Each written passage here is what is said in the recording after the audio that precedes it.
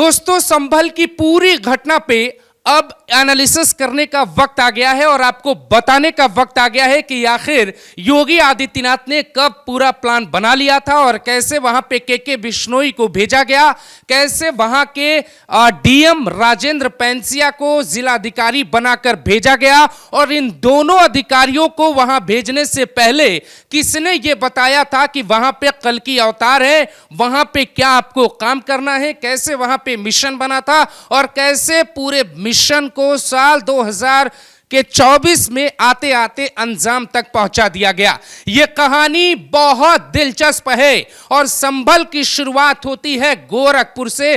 गोरखपुर में उस वक्त तत्कालीन सिटी एसपी हुआ करते थे के बिश्नोई, और के बिश्नोई जब सिटी एसपी थे तो सिटी एसपी के हाथ में ही मुख्यमंत्री जब भी गोरखपुर जाते या मठ की जो सुरक्षा होती या मठ के जो कार्यक्रम होते वो सिटी एसपी को ही देखने पड़ते हैं। सिटी एसपी और योगी आदित्यनाथ की इस बीच मुलाकातें भी हुई थी। ऐसा सोर्स बताते हैं कि के बिश्नोई उसी वक्त योगी आदित्यनाथ के करीबी बने। आपने देखा होगा कि एक जिला अधिकारी के तौर पे कोई भी व्यक्ति कभी भी मंदिर में जाकर पूजा तो कर सकता है, लेकिन एक ऐसे मंदिर में डीएम और एसपी ने पूजा की जिसकी खोज एक विवाद के बाद हुई और उस मंदिर में जो पहली बार पूजा की डीएम और एसपी ने की। तो कौन है राजेंद्र पेंसिया और कौन है के बिश्नोई? योगी आदित्यनाथ के साथ इन दोनों के रिश्ते प्रोफेशनल होने के बाद पर्सनल कैसे हैं और कैसे योगी आदित्यनाथ सीधे इन दोनों अधिकारियों को निर्देश देते हैं? आप कड़ी दर कड़ी इस कहानी को समझिए। पक्के तौर पे आप यह कह पाएंगे कि योगी आदित्यनाथ ने साल 2024 का चुनाव खत्म होते ही, लोकसभा में सीटें कम होते ही संभल के मिशन पे दोनों अधिकारियों को लगा दिया था। इसकी जो शुरुआत होती है दोस्तों, वो सबसे पहले जो शुरुआत होती है वो होती है राजेंद्र पेंसिया से। राजेंद्र पेंसिया 2024 जुलाई में संभल के डीएम बनकर भेजे गए। अब आपके सामने एक तस्वीर है, ये तस्वीर है कल की मंदिर की, और कल की मंदिर में ये जिस दिन संभल गए, संभल जाते ही कल की मंदिर में पूजा करने गए। उस दिन इन्होंने दो आदेश दिए जुलाई 2024 में। पहला आदेश ये था कि मीटिंग में कभी भी प्लास्टिक की बोतल में पानी नहीं आएगा, जिसकी खूब सराहना की गई। उसके बाद कल की मंदिर ये पहुंचे। ये तस्वीर जो आपके सामने है ये कल की मंदिर के पुजारी हैं, उनसे इन्होंने बातचीत की और बातचीत करने के बाद लौट गए। उस वक्त संभल के जो नेता थे जियाउर रहमान या फिर इकबाल महमूद, किसी को भी इस बात का आभास नहीं था कि संभल के डीएम लगातार पड़ताल कर रहे हैं। इसके बाद ये कई मुस्लिम इलाकों में ताबड़तोड़ छापेमारी करते हैं। शफीपुर एक इलाका है जहां के एक विद्यालय में ये जाते हैं, प्राइमरी स्कूल में, वहां पे छापेमारी करते हैं और वो वीडियो भी आपके सामने है। बहुत चर्चा होती है उस वीडियो की, और वो हर परिस्थिति को भांपने की कोशिश करते हैं कि संभल के भीतर कौन सा ऐसा सच है जो छिपाया जा रहा है। और ठीक एक महीने बाद यानी जुलाई में डीएम साहब पहुंचे और अगस्त आते आते ट्रांसफर हो गया सिटी एसपी के तौर पे काम कर रहे गोरखपुर में के बिश्नोई का, और वो संभल के एसपी बनकर पहुंच जाते हैं। उसके बाद एसपी भी यही सब कुछ करते हैं, वो भी छापेमारी करते हैं, संभल के अलग अलग इलाकों में जाके घूमते हैं और वो देखने की कोशिश करते हैं कि क्या वाकई संभल में कोई सच छिपाया गया है। दोनों अधिकारी अपने मिशन पे लग जाते हैं और उसी के बाद वहां के लोकल नेता जैसे रामपुर में आकाश सक्सेना नाम के बीजेपी के नेता ने आजम खान की पूरी कुंडली योगी आदित्यनाथ तक पहुंचाई। बीजेपी के नेताओं ने जिला प्रशासन को पूरी जानकारी दी गोपनीय तौर पे कि संभल में किस इलाके में क्या क्या छिपाया गया है। वहां से इस पूरे मसले की पड़ताल शुरू होती है और उसके बाद उपचुनाव से पहले एक सर्वे होता है। 19 तारीख के सर्वे में बहुत बवाल नहीं होता है, लेकिन जैसे ही उपचुनाव खत्म होते हैं 23 को नतीजे आते हैं। 24 की सुबह संभल के डीएम राजेंद्र पेंसिया, संभल के कप्तान के बिश्नोई और बहुत लोकप्रिय डीएसपी अनुज चौधरी जैसे तमाम सुरक्षाकर्मी, तमाम अधिकारी उस मस्जिद के पास पहुंच जाते हैं और विष्णु शंकर जैन और उनके पिता जो बड़े बड़े मामलों की पैरवी करते हैं, जो ज्ञानवापी जैसे केस की पैरवी करते हैं, वो अचानक संभल की रिपोर्ट तैयार करने लगे।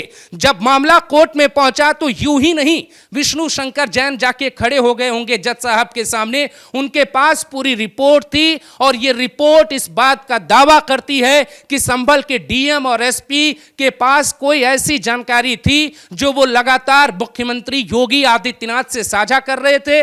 मुख्यमंत्री ने उन्हें आदेश दिया कि इस पूरे घटना को लीगल बनाया जाए। लीगल बनाने के लिए कोर्ट का दरवाजा खटखटाया गया। माननीय न्यायालय में जाते ही जज साहब ने सर्वे का आदेश दिया। मामला संवेदनशील था, इसीलिए सर्वे आनन फानन में किया गया। दूसरी बार भी मामला संवेदनशील लगा तो सुबह 6 बजे ही सर्वे वाली टीम पहुंच गई। उसके बाद की तस्वीरें, उसके बाद की कहानी आप जानते हैं। योगी आदित्यनाथ ये जानते थे कि अगर शहर की खुदाई यूं ही करवाई गई तो लोग माननीय न्यायालय के पास पहुंच जाएंगे, हाई कोर्ट या सर्वोच्च न्यायालय में जाकर याचिका लगा देंगे, काम रुक जाएगा। इसीलिए बाकायदे इस पे काम किया गया, पूरा ब्लूप्रिंट तैयार किया गया, एक एक सबूत इकट्ठा किए गए और उसके बाद सर्वे के लिए टीम पहुंचती है। उसके बाद तो पत्थरबाजों ने योगी का काम आसान कर दिया। आपको याद होगा कि जुलाई 2024 में राजेंद्र पेंसिया का ट्रांसफर संभल के लिए किया गया, यानी लोकसभा चुनाव के बाद।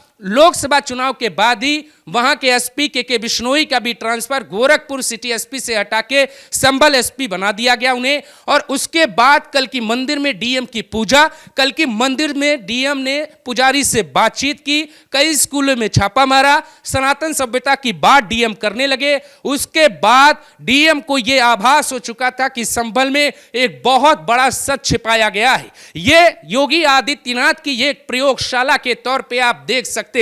इस बात को और पुख्ता साबित करने के लिए आपको और कहानियां अगर जाननी है तो आप वो भी सुनिए। जब रामपुर में चुनाव हो रहे थे उस वक्त अंजने कुमार एक आईएएस अधिकारी थे जिन्हें डीएम बना के रामपुर भेजा गया।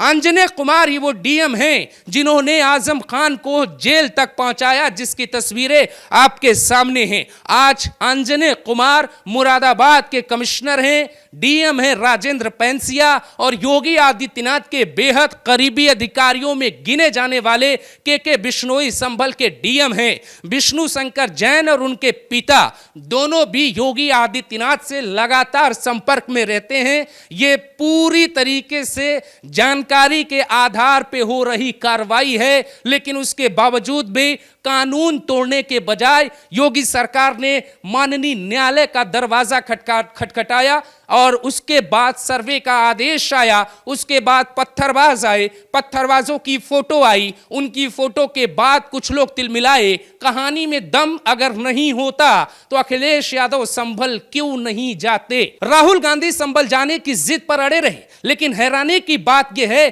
कि अखिलेश यादव जो उत्तर प्रदेश में मुसलमानों का नेता कहते हैं खुद को, वो संभल क्यों नहीं गए? अखिलेश यादव ऐसा क्या जानते थे कि उन्हें पता था कि संभल में भारी बवाल होगा? कड़ियों को जोड़िए, कहानियां जुड़ जाएंगी। ये योगी की प्लानिंग थी। उन्होंने सबूत देश की जनता को दिखाए। अगले शहर की भी तैयारी यूपी में शुरू हो चुकी है और वहां पर भी प्रशासन अपने तरीके से काम करने लगा है। संभल में लगातार कुओं की खुदाई हो रही है। डीएम राजेंद्र पेंसिया फिलहाल सारा काम छोड़कर अभी सर्वे, कुओं की खुदाई, जगह जगह अतिक्रमण हटाना, इन सब कामों में व्यस्त हैं। एसपी के बिश्नोई चूंकि उन्हें प्रशासनिक व्यवस्था देखनी है तो वो डीएम के साथ अपनी प्रशासन को लेकर मौजूद रहते हैं। दोनों अधिकारियों का फोकस है मंदिरों को ढूंढना। दोनों अधिकारियों की कोशिश है जो सच छिपाया गया उसे बाहर लाना। 1978 में संभल में ऐसा क्या हुआ था उसके सबूत को जुटाना और यह दिखाना कि योगी आदित्यनाथ की सरकार कैसे पूरी प्रयोगशाला कानून के दायरे में रहकर चला रही है। इस कहानी को और पुख्ता करते हैं दोस्तों। आपको यह भी बता देते हैं कि जब भी जिलाधिकारी या कप्तान का ट्रांसफर किया जाता है तो कई बार मुख्यमंत्री अपने विशेषाधिकार का प्रयोग करते हुए अपने मन पसंदीदा अधिकारियों को जिला सौंप सकते हैं। राजेंद्र पेंसिया और के बिश्नोई की कहानी यही है के बिश्नोई मुख्यमंत्री योगी आदित्यनाथ से मिलने भी गए थे और जब वो मिलने पहुंचे तो उनके साथ उनका परिवार भी था। राजेंद्र पैंसिया के माथे पे ये टीका उस दिन लगाया गया जिस दिन उन्होंने मंदिर की पूजा की। उस मंदिर में राजेंद्र पैंसिया ने जब पूजा किया जो 48 सालों से बंद था, उस दिन उनके माथे पे टीका लगा। लोगों ने सवाल उठाया, जिलाधिकारी क्या एक समुदाय विशेष को बढ़ावा दे सकते हैं? कुछ लोगों ने तर्क रखा, संविधान तो सबको अपनी अपनी बात करने की आजादी देता है। डीएम ने पूजा की, एसपी ने पूजा की, कहानी आपने पूरी सुनी। अब आप बताइए अगला जिला कौन होगा?